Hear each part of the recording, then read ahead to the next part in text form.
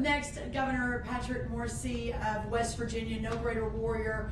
Really, I think Secretary Kennedy, it was one of his first visits, was to visit you to talk about this in West Virginia. As the former Attorney General of West Virginia, watching you fight for the people of your state has been very inspiring. Congratulations today. You're one of the states that we're signing, and we're just so grateful for your leadership. Thank Governor you so Morrisey. much. Really appreciate it. Thank you. Oh, sorry.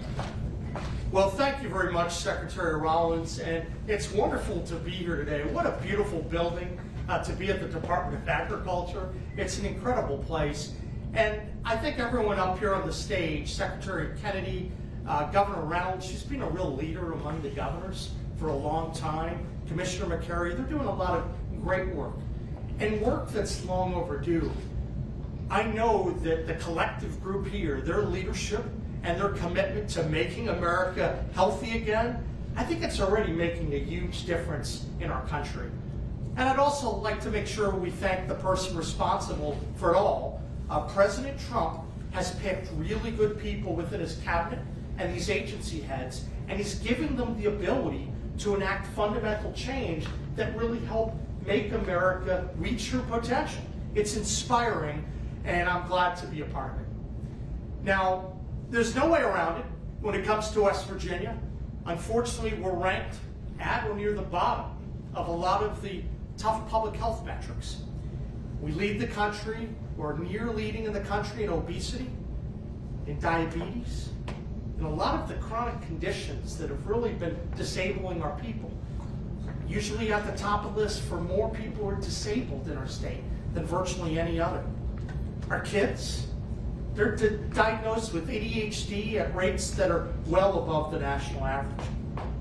And we have one of the lowest life expectancy rates in the United States. Now that's the bad news. And I believe in telling the truth to the American people about where we are, because that's going to make the rise all the more better when West Virginia is able to reach her potential and to get healthy again. The good news today is that we all have the power to change it. And I think the people on stage here today, the wonderful staffs who are working at the federal level and the state level to make that happen, I think you're going to start to see some needle movement in all these categories. You see, I want all West Virginians to have happy, long, healthy, and purposeful lives, spending time with friends and family and doing things that matter. Earlier this year, alongside Secretary Kennedy in Martinsburg, I signed legislation making West Virginia the first state in the country to restrict the number of the artificial dyes in the schools. We need to clean up and get the crap out of the food. And in West Virginia, we're taking the lead. That law's gone into effect. It's already started right now. And beginning this year, kids in West Virginia will no longer be exposed to these harmful dyes and chemicals at the schools. And there'll be more changes in the future. We're very proud of this achievement, and we're happy to work with other states and school districts across the country to see additional changes that help people get healthier. Now, during that visit in Martinsburg, we talked about a number of other pillars of health that my administration would focus on to benefit the health of West Virginians. Along with cleaning up the food, we're trying to promote fitness and making healthy food choices.